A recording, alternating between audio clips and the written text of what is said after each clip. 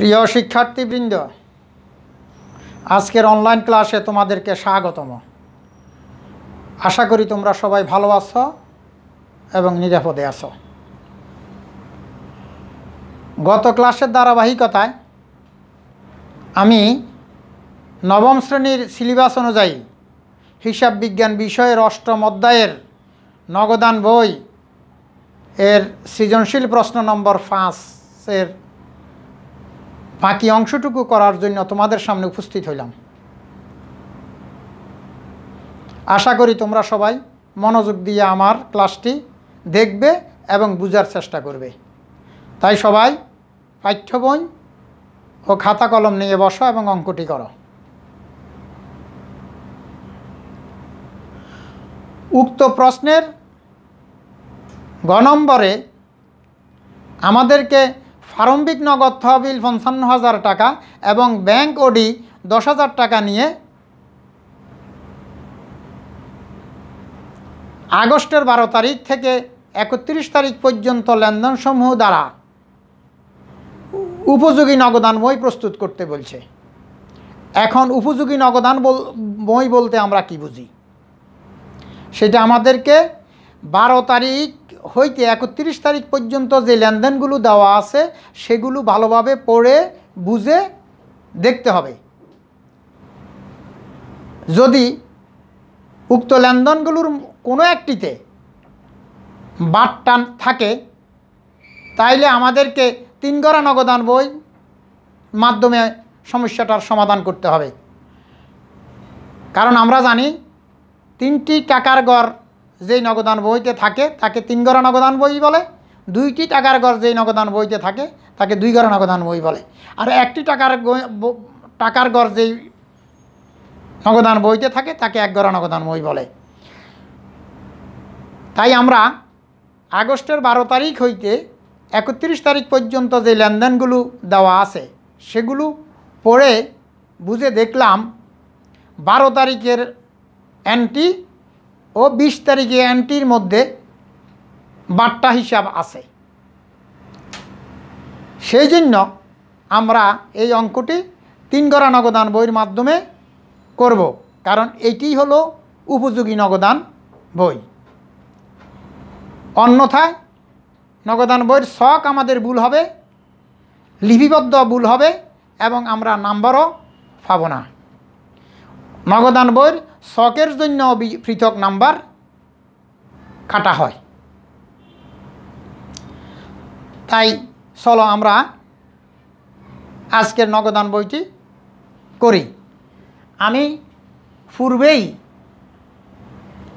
3 গড়া নগদান বইয়ের একটি ছক করে নিলাম।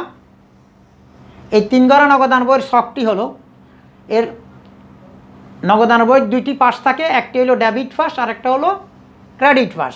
ডেবিট পাশে প্রথমে তারিখ, এরপরে তারিখসমূহ, প্রাপ্তিসমূহ। এই প্রাপ্তিসমূহের জায়গায় কেউ যদি বিবরণ লেখে তাও হবে। এরপরে রসিদ নঙ্গের একটা গড় থাকতে হবে, খতিয়ান পৃষ্ঠার একটি গড় থাকতে হবে। এই 2টি গড়ে কিছুই লেখা হয় না, তাই এটা যত শুরু হয় ততই ভালো। এরপরে আমি বাট্টার গড় দিছি।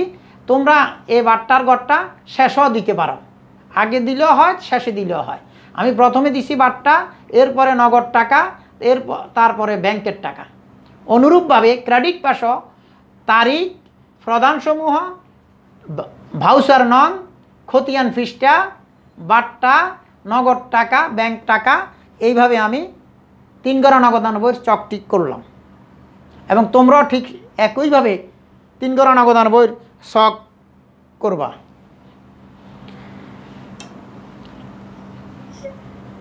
এই নগদান বইতে আমাদেরকে বলছে প্রারম্ভিক নগদ তহবিল 55,000 টাকা এবং ব্যাংক ওডি 10,000 টাকা ধরে করার জন্য। তাই এখন প্রারম্ভিক নগদ তহবিল বলতে আগস্ট মাসের 1 তারিখে এই নগদ তহবিলটি হবে।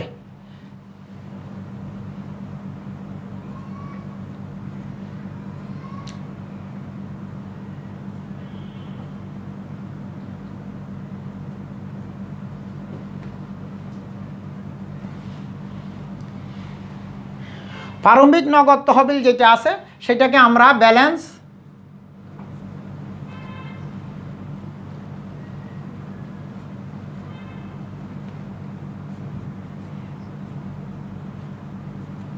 বিডি নামে ডেবিট পাশে নগদের ঘরে বসাবো টাকাগুলো 55,000 টাকা। আর ব্যাংক ওডি বলতে আমরা বুঝি ব্যাংক ওভারড্রাফট, বাংলায় যাকে বলে ব্যাংক জমাতিরিক্ত। এইটি হলো ব্যাংকের ক্রেডিট ব্যালেন্স। তাহলে ব্যাংকের ক্রেডিট ব্যালেন্স সেহেতু আমরা ক্রেডিট পাশে আগস্ট মাসের 1 তারিখ দিয়ে লিখব।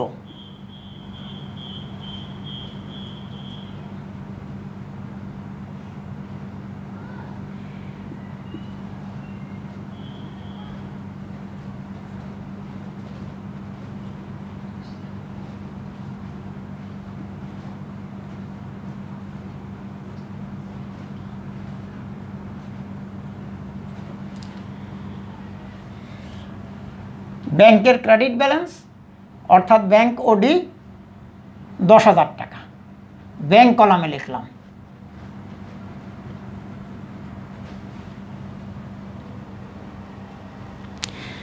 এরপরে 12 তারিখে দেওয়া আছে জাফর স্টোর্সের নিকট 6,000 টাকা পাওনার পূর্ণ নিষ্পত্তিতে 5,800 টাকা প্রাপ্তি। জাফর স্টোর আমাদের একজন দেনাদার, তার কাছ থেকে আমরা নগদ টাকা পাইতেছি, এই জন্য নগদ টাকার পরিমাণ বেড়ে গেল।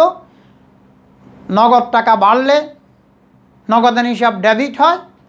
আর জাফর ট্রেডার্স যেহেতু আমাদের একজন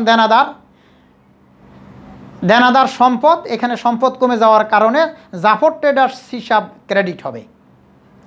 সম্পদ বাড়লে ডেবিট, সম্পদ কমলে ক্রেডিট, সেই নিয়ম মোতাবেক আমাদের জাবেদাটি আমরা করলাম।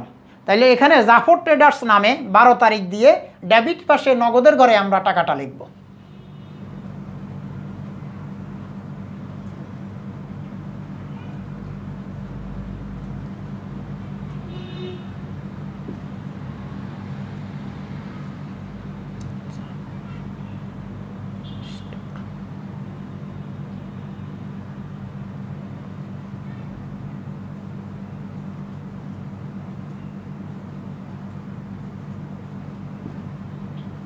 জাফর স্টোর হিসাব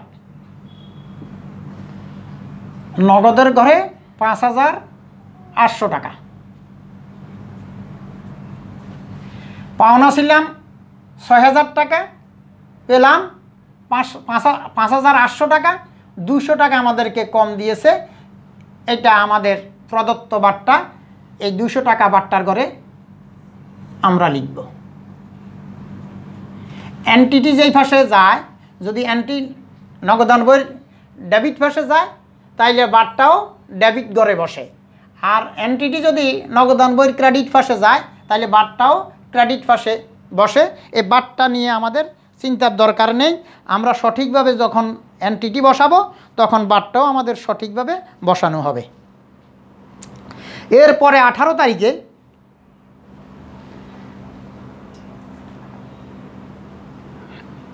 সাজ্জাদ অ্যান্ড সন্সের নিকট হতে নগদে পণ্য ক্রয় 3,500 টাকা।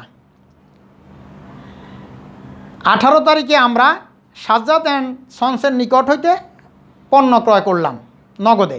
তাহলে জাবেদা হবে ক্রয় হিসাব ডেবিট, নগদান হিসাব ক্রেডিট। কারণ ক্রয় দ্বারা ব্যয় বোঝা যায়, ব্যয় বাড়লে ডেবিট হয়, আর নগদ টাকা কমে যাওয়া মানে সম্পদ কমে যাওয়া, এই জন্য নগদান হিসাব ক্রেডিট। তাহলে এই এনটিটি আমরা ক্রেডিট পাশে ক্রয় হিসাব নামে নগদের ঘরে লিখব।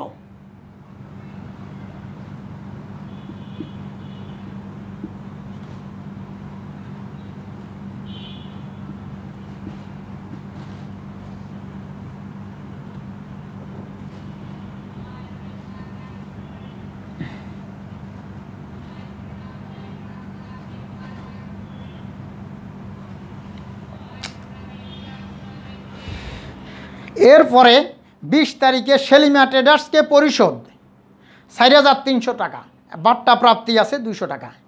সেলিমা ট্রেডার্সকে আমরা পরিশোধ করছি, তাইলে এখানে সেলিমা ট্রেডার্স আমাদের একজন পাওনাদার ছিল, ওই পাওনাদার আমাদের কমে গেল। পাওনাদার দায় কমলে হয় ডেবিট, এই জন্য সেলিমা ট্রেডার্স হিসাব ডেবিট, আর তাকে নগদ টাকা দেওয়ার কারণে নগদ টাকা কমে গেল, সম্পদ কমে গেলে হয় ক্রেডিট, এই জন্য নগদান হিসাব হবে ক্রেডিট। তাইলে সেলিমা ট্রেডার্স হিসাব ডেবিট, নগদান হিসাব ক্রেডিট। এই এন্ট্রিও নগদানের ক্রেডিট পাশে বসবে সেলিমা ট্রেডার্স নামে।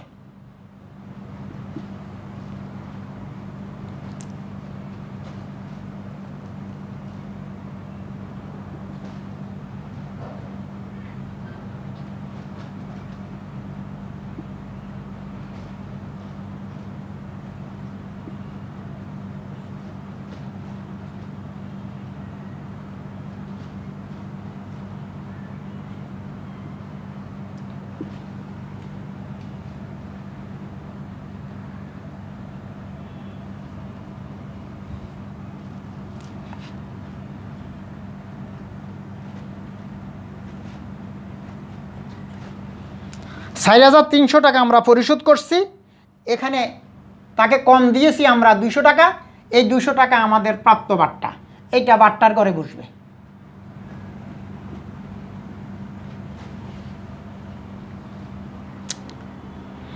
পঁচিশ তারিখে ব্যাংক জমাতিরিক্ত 10,000 টাকা পরিশোধ করা হইল। ব্যাংক জমাতিরিক্ত 10,000 টাকা পরিশোধ করলে এখানে জাবেদা হবে ব্যাংক জমাতিরিক্ত হিসাব ডেবিট, নগদান হিসাব ক্রেডিট। ব্যাংক জমাতিরিক্ত দ্বারা দায় বোঝা যায়, এখানে দায় কমে যাওয়ার কারণে আমি ব্যাংক জমাতিরিক্ত হিসাব ডেবিট বললাম। যেহেতু টাকাটা ব্যাংকে জমা দিতে হয়, যদি আমি অন্য সেন্সে মনে করি যে ব্যাংকে টাকা বাড়লো, তাইলে আমরা ব্যাংক হিসাব ডেবিট বলতে পারি। নগদ টাকা কমে যাবে, এই জন্য নগদান হিসাব ক্রেডিট। ব্যাংক জমাতিরিক্ত হিসাব ডেবিট বললেও হবে, ব্যাংক হিসাব ডেবিট বললেও নগদান বইয়ের ক্ষেত্রে হবে। কিন্তু যদি আমরা জাবেদা করি, তাইলে জাবেদার ক্ষেত্রে আমাদের ব্যাংক জমাতিরিক্ত হিসাব ডেবিট বলাটাই সঠিক হবে। এই এন্টিটি কন্ট্যান্ট্রি, কারণ এখানে ব্যাংক বাড়বে, নগদ টাকা কমে যাবে, অর্থাৎ নগদান বইয়ের উভয় পাশেই এই এন্টিটি বসবে।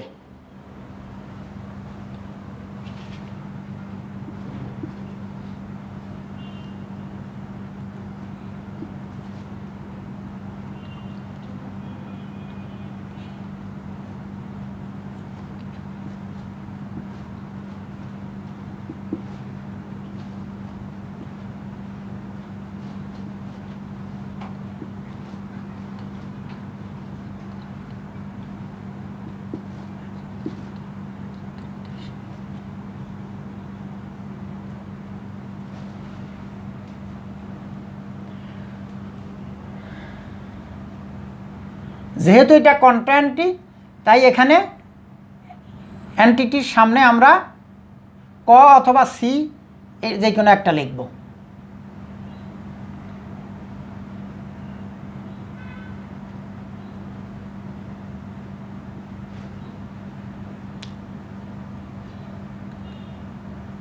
নগদে কমে গেল, এই জন্য ক্রেডিট পাশে নগদ কলমে টাকাটা লিখব।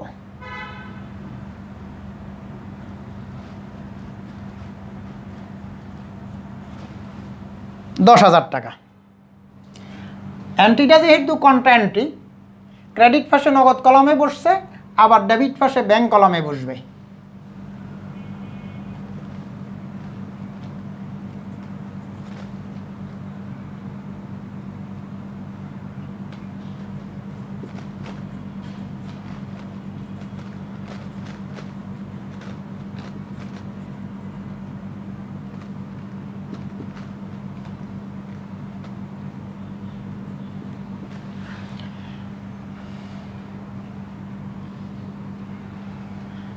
ব্যাংক কলমে বসবে 10,000 টাকা।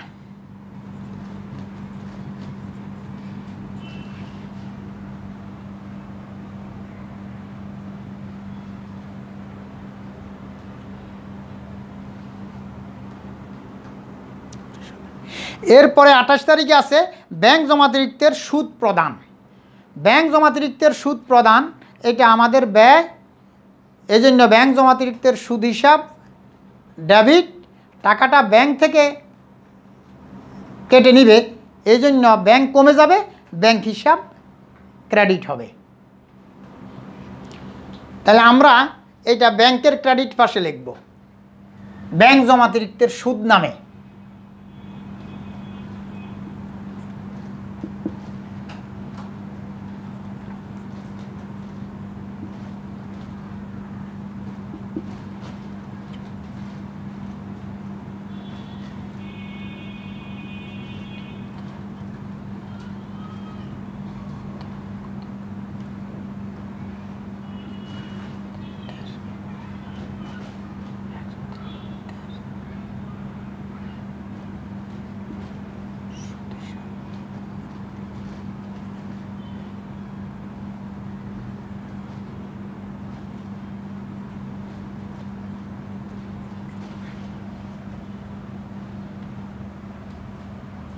যেহেতু টাকাটা ব্যাংক থেকে কেটে নেবে, ব্যাংক কমে যাবে, এই জন্য টাকাটা আমরা ব্যাংকের ঘরে লিখব 500 টাকা।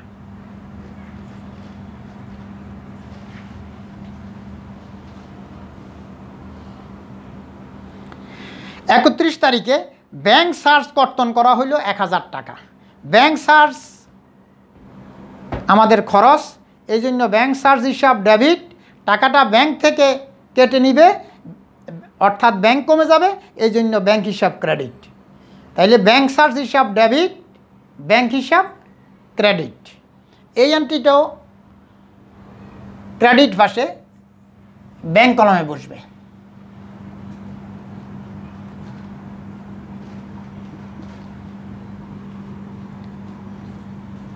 ব্যাংক চার্জ নামে আমরা ক্রেডিট পাশে ব্যাংক কলমে টাকাটা লিখব।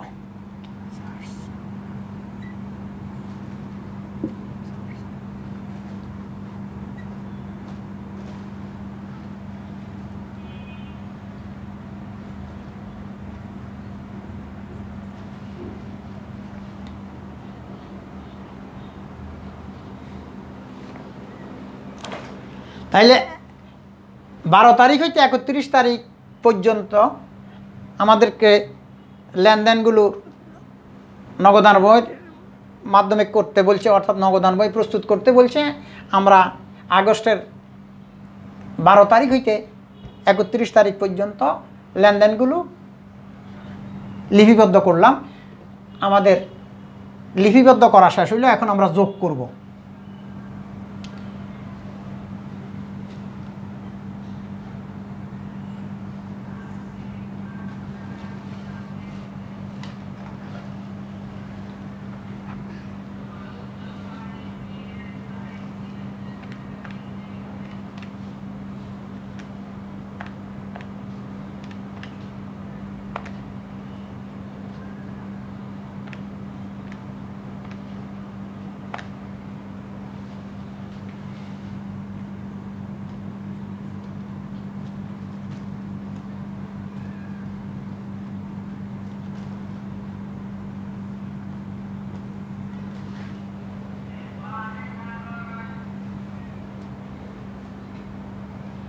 আমরা ডেবিট পাশে নগদের কলামে পেলাম যোগফল পেলাম 60,800 টাকা।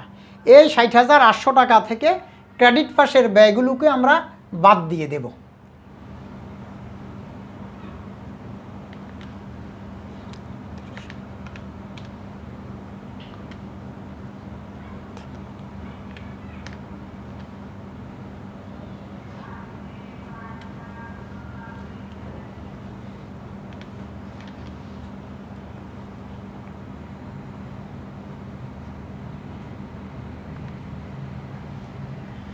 বাদ দিয়ে আমরা ডেবিট পাশে ব্যালেন্স পেলাম 43,000 টাকা।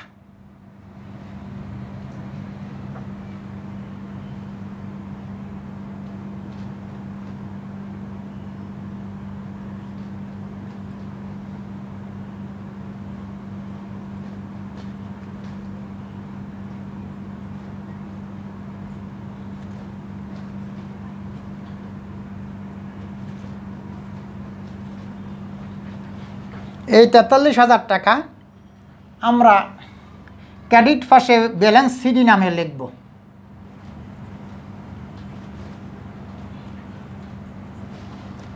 এরপরে যোগ করে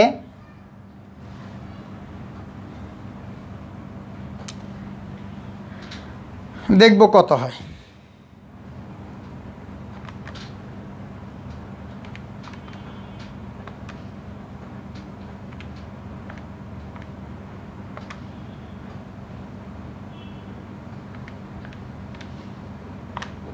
যোগ করে পেলাম 60,800 টাকা।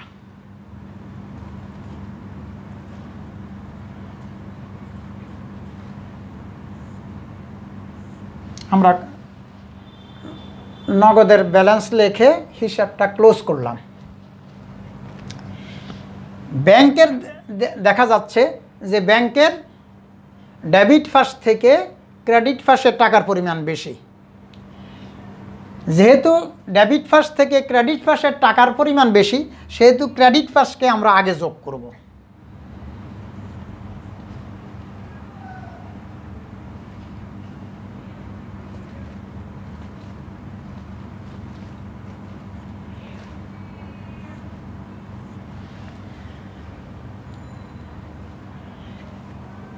যোগফল পেলাম আমরা 11,500 টাকা। এই 11,500 টাকা থেকে আমরা ডেবিট পাশ বিয়োগ করব।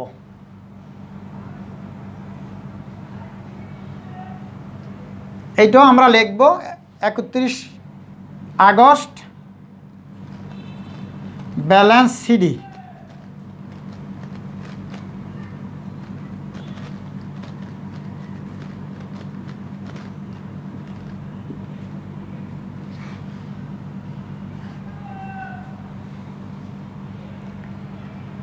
আমরা বিয়োগ করে ফেলাম 1,500 টাকা।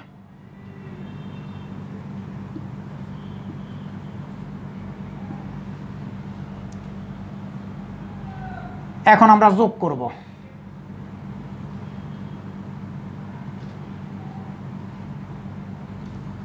যোগফল পেলাম 11,500 টাকা 500 টাকা। আমরা হিসাবটা ক্লোজ করলাম।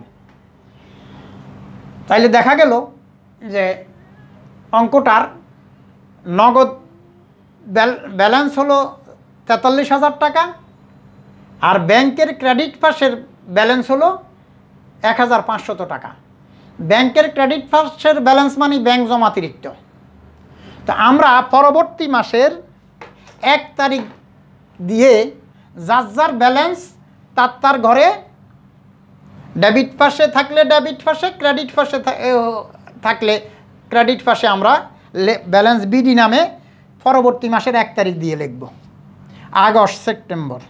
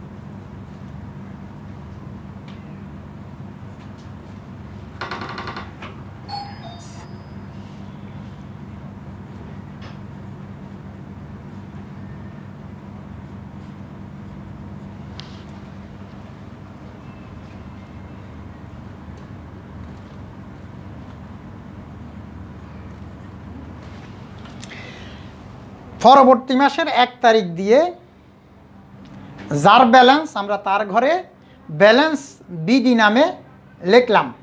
তাইলে আমরা এখানে কি পেলাম? আমরা নগদ জমার উদ্বৃত্ত পেলাম 43,000 টাকা, আর ব্যাংক জমাতিরিক্ত পেলাম 1,500 টাকা, অর্থাৎ ব্যাংকের ক্রেডিট ব্যালেন্স পেলাম 1,500 টাকা। আমরা লিখব উত্তর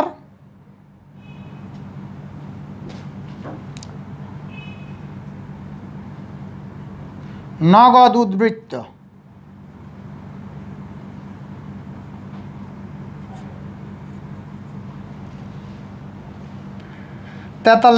টাকা।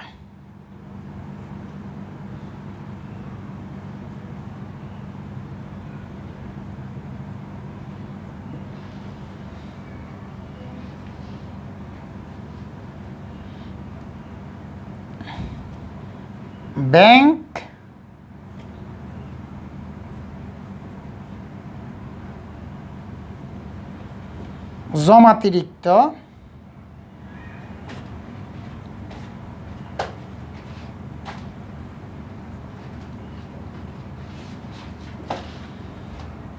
জমাতিরিক্ত ৳১,৫০০ টাকা।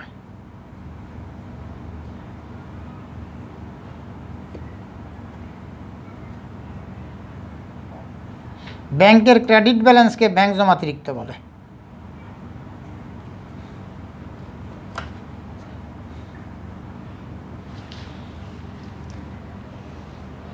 তাহলে আমরা আজকের অঙ্কে দেখতে পেলাম যে ব্যাংকের ক্ষেত্রে উভয় ব্যালেন্সই হয়, ডেবিট পাশও হইতে পারে, ক্রেডিট পাশও হইতে পারে। ডেবিট পাশে যদি ব্যালেন্স হয়, অর্থাৎ ডেবিট পাশ যদি বড় হয়, তাহলে সেটা হলো ব্যাংক জমার উদ্বৃত্ত, আর ক্রেডিট পাশ যদি বড় হয় বা বেশি হয়, তাইলে ওইটাকে বলা হয় ব্যাংক জমাতিরিক্ত বা ব্যাংক ওডি। আজকে এই পর্যন্তই। তোমরা সবাই ভালো থাকো এবং নিরাপদে থাকো।